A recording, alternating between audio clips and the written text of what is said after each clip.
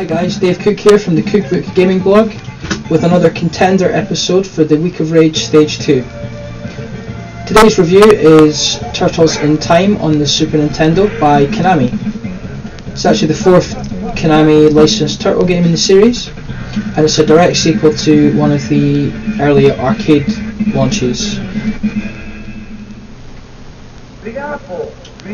Okay, so the plot here is that the turtles have been drawn out of hiding by Shredder, who has stolen the Statue of Liberty. So he's tricked them into coming out of hiding, and he's planning to send them back in time to get rid of them once and for all. However, it's up to you to help the turtles save the day. Now, this is not to be confused with the really awful third live-action movie, where the turtles went back in time to feudal Japan. It's completely different and much better, because that film is a piece of trash. If you want to see a good review of the movie, you can check it out on the Angry Video Game Nerds website and on the Nostalgia Critic website as well. Both reviews are really scathing, and deservedly so. The film was a major letdown. The game, on the other hand, is as you can see, it's kind of like Streets of Rage, which is why I'm covering it. It doesn't have the same variety of moves, but it does have the sort of fast-paced, pumping soundtrack and really simplistic gameplay that Konami side-scrollers are known for. And it's colourful to boot as well. It looks nice. And at this point in time, the cartoon series was quite far on, and there was a lot of new characters, new enemies, new varieties of foot soldiers and whatnot. And this game really does, it sort of sticks quite closely to the cartoon itself. You get cameos from villains like Baxter Stockman, Leatherhead, and some other enemies too.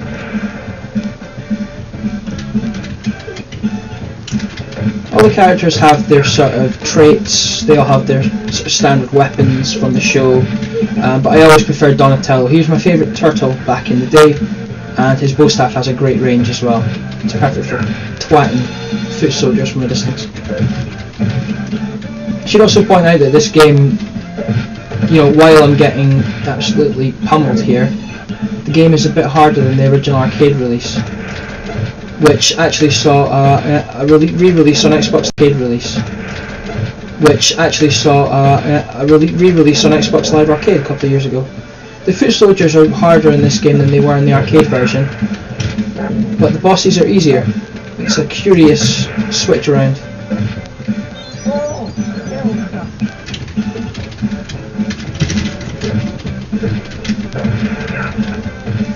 It's really cool coming back to this game as well, because last year the Turtles celebrated their 25th anniversary, and as a memento, Konami licensed out the re-release of this game on Xbox Live Arcade.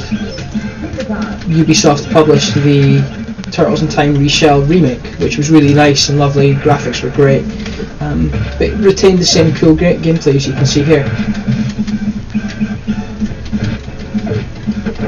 And also, it's kind of nice playing this as well, because Turtles was my favourite cartoon growing up, and I recently bought the Region 2 DVD of Season 1 and 2, which, if you're watching in the States, you guys have had the Turtles on DVD for much longer than we have, and we're still waiting for Season 2 to come out. Hopefully it will soon, because I really love this show. Here's Baxter Stockman, the scientist turned fly. It's just as annoying as he was in the show as well. Really annoys me when he does this flying thing as well. He's really hard to pin down.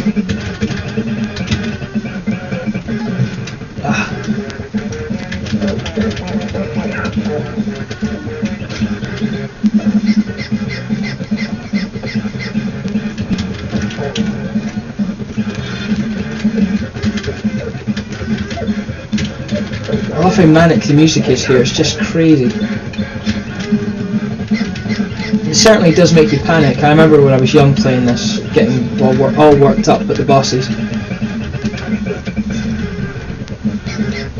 So throughout this game, the turtles go through, they go through many time periods, like the prehistoric days. They go through pirate ships and Wild West trains, and the future as well.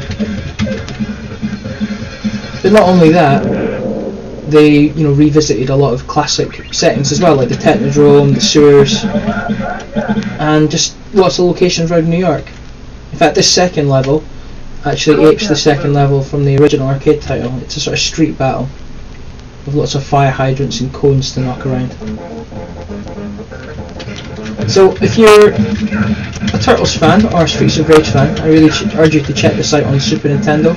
If you can't find no cartridge, because I know they are hard to find these days, you can always just get an emulator and play it on there. It's a nice little time waster. I mean, it's simple. You'll be hitting punch for most of the time, but a bit of mundanity is to be encouraged when you don't want to think too much about your games.